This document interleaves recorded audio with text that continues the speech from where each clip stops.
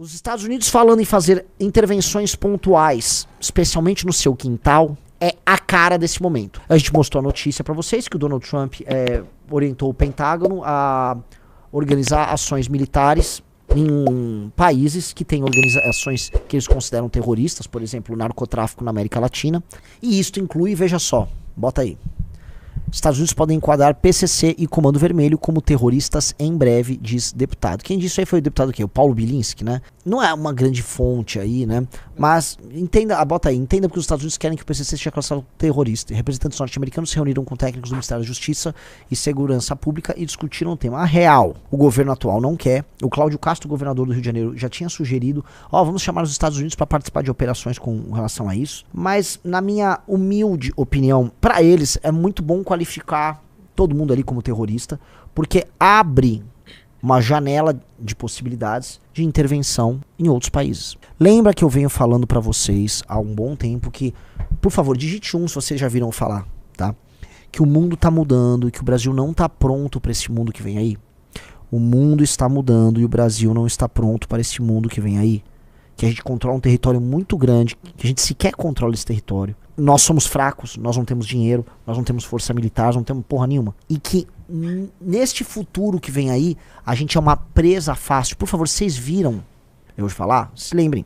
Porque num cenário em que o governo americano, de maneira imperial, começa a atuar, atacando grupos que praticam narcotráfico no México, na Colômbia, na Nicarágua, no Brasil, na Bolívia, ele começa a ter a licença, em nome da defesa do interesse americano, tá? Porque são lugares que estão exportando drogas para os Estados Unidos. Ele começa a ter licença para interferir politicamente nesses locais. E para apontar, por exemplo, uma atuação articulada dos regimes locais com o narcotráfico. Entendam uma coisa. Na Colômbia, as Farc, elas são donas de um determinado território, montaram o partido político e atuam e subornam e matam quando necessário. A coisa já foi, até teve a época do Pablo Escobar, né, uns 30 anos atrás, mas as Farc são uma realidade. A Venezuela é um narcoestado. Boa parte da produção de droga da América do Sul, ela vai para a Venezuela, e a Venezuela é o entreposto para enviar as drogas ali para o Mar do Caribe, e do Caribe para os Estados Unidos da América. A Venezuela tem uma relação intrincada com o crime organizado, com o narcotráfico. O México, demais. Também o crime organizado controla setores inteiros do território mexicano. No Brasil, o narcotráfico é próximo do PT e do PSOL. O narcotráfico se reúne com ministros de Estado, se reúne com membros do atual governo, se reúne com parlamentares, faz filme, coloca filme na Netflix, tem cantores que cantam na televisão, vão em festivais, na maior normalidade. A partir do que você tem esse vínculo, os Estados Unidos da América pode falar, vou intervir, e tem político aí criminoso. E o que o Brasil pode fazer nisso? Porque você vai falar, Renan, o que o Brasil pode fazer? Prendam o Lula. Eu sou a favor de prender o Lula. Eu sou a favor de tudo. Essa esquerda é um câncer. Essa esquerda é um câncer. Essa esquerda tem que deixar de existir. Aliás, a esquerda, ela é inimiga do nosso crescimento, é inimiga do nosso progresso, é inimiga da ordem. Mas tem um problema maior.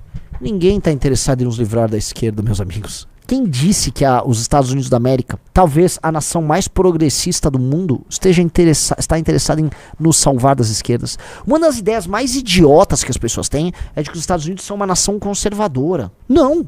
As monarquias europeias, no momento de fundação dos Estados Unidos da América, eram muito mais conservadoras e tradicionais do que um regime revolucionário, republicano, maçom norte-americano. Você já parou para pensar nisso?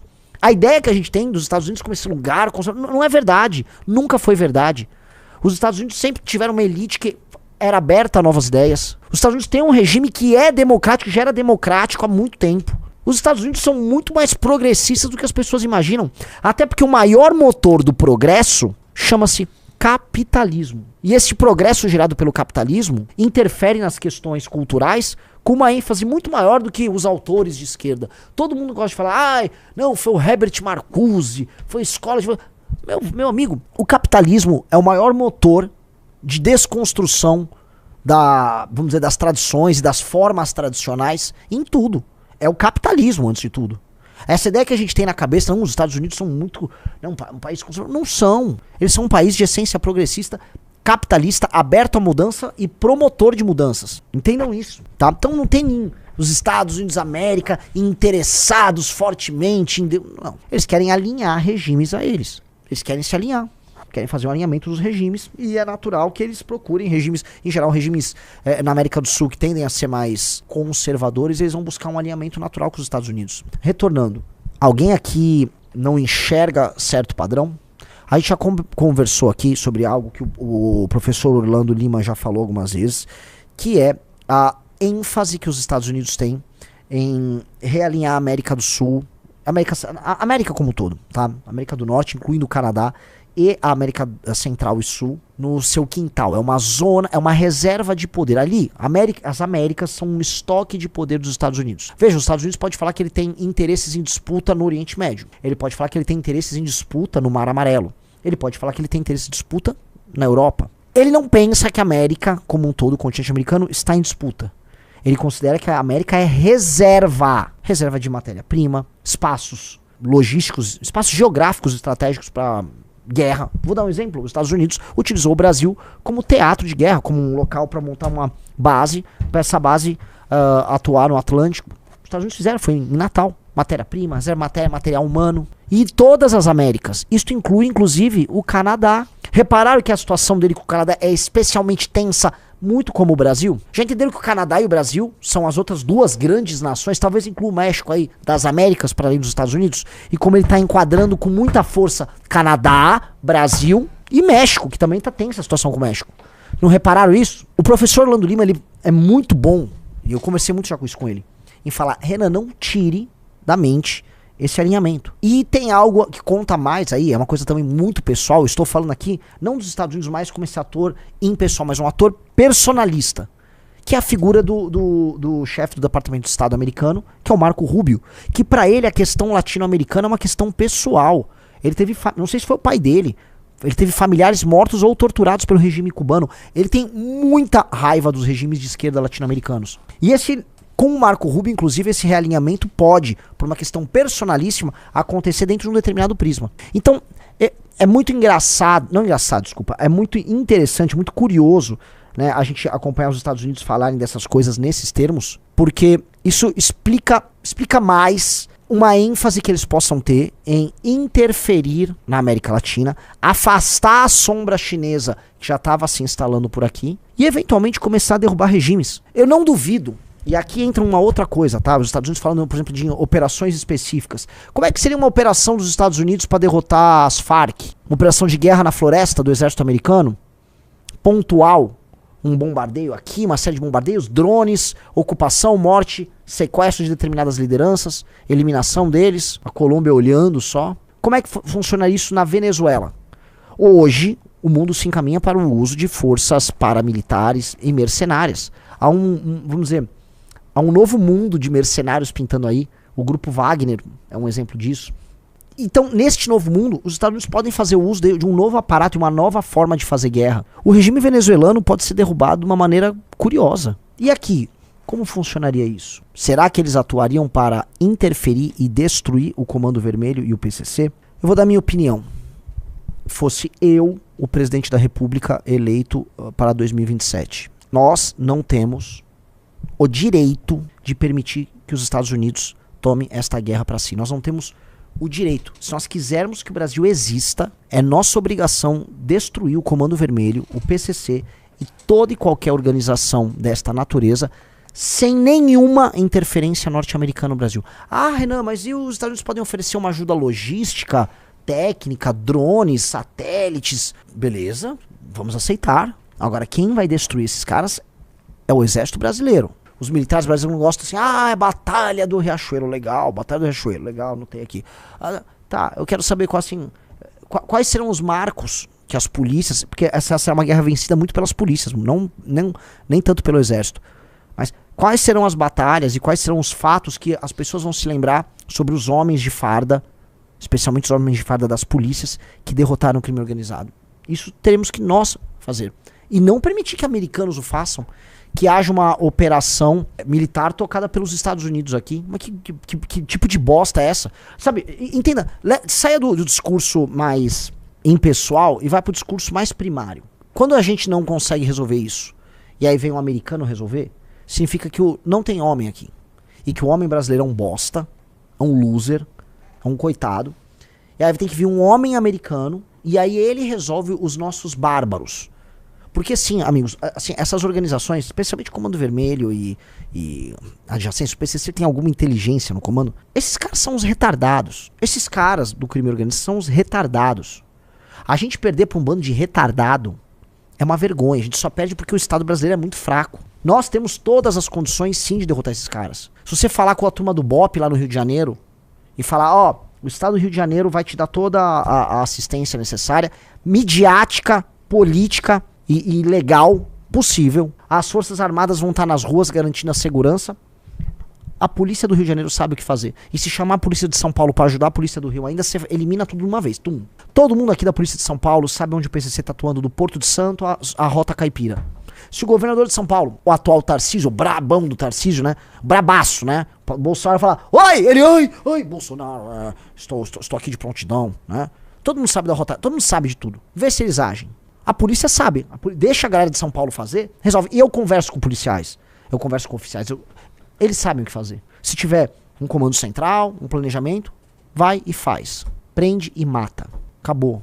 Ou prende ou mata, tá? Antes que venha algum direito humanista achar que eu estou querendo matar aqueles jovens encantadores que seriam cirurgiões cardíacos, mas que infelizmente caíram pro tráfico de drogas, certo? Potencial desperdiçado.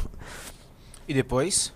Eu tô falando da guerra, porque antes de tudo, esta guerra é uma guerra que tem um espírito fundador pro Brasil. É uma guerra de um espírito fundante, nós estamos fundando uma nação. A partir do momento que quem faz isso é uma potência estrangeira, são os Estados Unidos, eles estão fundando este Brasil, eles estão fundando esse cenário. Eles avisam, nós resolvemos o teu problema, entendeu? Nós resolvemos aqui. E nós decretamos a nossa própria fraqueza. Não pode rolar, isso não pode rolar, não vai rolar. Lógico que com essas cadelas do bolsonarismo, porque o bolsonarismo é composto por cadelas. Eu prometo me controlar agora, Riso. Eu já reparei, Riso, uma coisa. Várias vezes nas lives, eu começo a falar de coisas que me dão raiva. Começo a falar, por exemplo, da estética da esquerda, falar da Janja, sobe o sangue, a adrenalina vem, tudo, e aí eu começo com raiva e eu começo a soltar aqueles impropérios. Mesma coisa quando eu começo a falar de cadela bolsonarista. Que eu vou me lembrar dos novinhos do Valdemar e tal. E aí que vem os palavrões. Eu tenho que me segurar essa hora. Me segurei. O que eu quero dizer é, essas cadelas bolsonaristas, elas adorariam ver uma intervenção americana no Brasil. Assim como o líder deles, né, o líder maior deles, que é o Jair Bolsonaro, tá, propôs que os Estados Unidos instalassem uma base militar na tríplice fronteira. Porque nós não somos capazes de resolver a nossa própria fronteira com o Paraguai e com a Argentina. Esses caras são umas cadelas. Esses caras acham lindo e estão achando que estão muito populares, vendo o Eduardo Bolsonaro falar o seguinte, talvez o Trump não taxou o suficiente. Como é que é? A sua inabilidade em fazer política no Brasil pra salvar o próprio pai. Muito porque vocês foram inábeis e burros numa tentativa estúpida de golpe e numa guerra que vocês perderam para Alexandre de Moraes, ou seja, era uma guerra particular de vocês perderam porque vocês são inábeis. Essa inabilidade se torna uma traição em que o Eduardo vai para fora do Brasil usar um agente político estrangeiro para ferrar não um inimigo específico, mas a nação como um todo. Você pega ali a tabela de tarifas, vai vendo, o 10, 15, 13, 18, 21, 25, aí no final, 50% do Brasil. Pera, como é que é? E o cara comemora e diz que podia ser mais. Eu conversei com uma pessoa brilhante do universo do agro. E ele me falou, Renan, eu vi tua live, tá? Ele costuma assistir minhas lives, talvez ele me mande mensagem, né? Eu vi tua live, eu entendi o que você falou do agro. Ele falou, o grande fazendeiro, o magnata do agro, um cara que vai estar numa... É igual aquele cara que organizou uma festa, trouxe uns cantores sertanejos gigantes pra filha. Esse cara tá com o PT, tá com o Bolsonaro, tá com quem... É um grande empresário brasileiro. Agora, o médio produtor e o pequeno produtor é um sujeito que, coitado, ele é atacado. Ele tem medo da fazenda dele ser tomada. Ele tem medo do filho dele ir pra escola e ensinarem merda pro filho dele. Ele é uma pessoa que fala, mas o único que pensa em mim é o Bolsonaro. Detalhe, o Bolsonaro não pensa nele. Esse cara cria uma identificação quase como uma dependência emocional de um sujeito, no caso o Bolsonaro, que é um puta de um canalha. E este cara, este pequeno e médio agricultor, ele se ferra e ainda acha que tem que comemorar. Tem alguns que comemoram, não, o Eduardo tá lutando por nós, farei esse sacrifício. Você não tem que fazer sacrifício nenhum, cara, você já trabalha bastante. Então, nós não vamos permitir que esses vendilhões, que esses sabu, que esses puxa-saco dos Estados Unidos nos coloquem nessa posição. E entendam uma coisa de uma vez por todas, os Estados Unidos não gostam da gente. Os Estados Unidos cagam pra gente. A gente é outro país. Você que tá assistindo aqui, você não é um americano. Você não é americano. Os Estados Unidos têm interesses outros que o seu.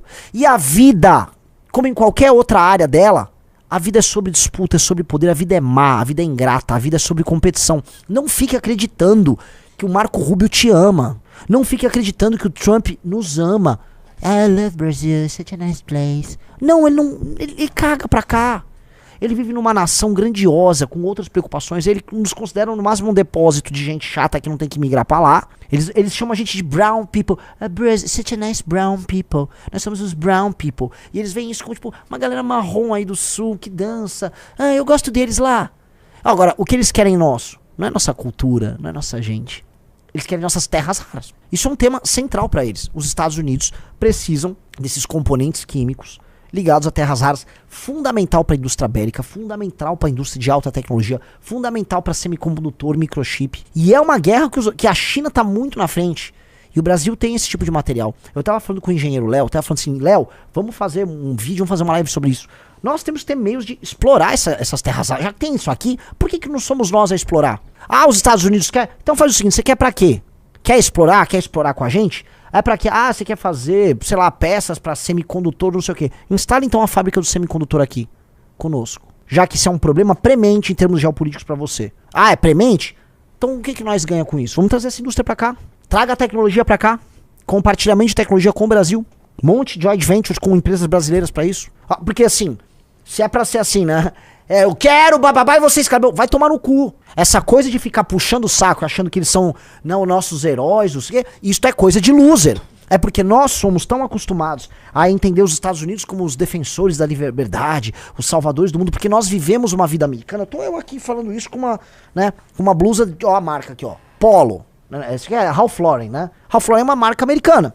E abaixo uma camisa do quê? Deixa eu ver outra. Uma outra marca americana. Estou aqui com um produto, um negócio da Apple, americano. Tô falando pra uma rede social aqui, o YouTube, que é o quê? É norte-americana. Nós vivemos um mundo, né? Em termos de cultura de massa, de marcas, norte-americano. Nossa sensibilidade é determinada por eles. Então, às vezes, a gente naturaliza eles como o padrão do que nós devemos ser. Mas nós temos que entender, no fim do dia, eles são uma nação, eles são um povo, eles falam outra língua, eles têm uma constituição, eles têm toda a história deles. E eles nos veem como outro, nós somos outro. E pra gente se defender, se proteger, e pra gente crescer, a gente só vai ter que projetar poder. E a gente vai ter que nos encontrar nesse processo.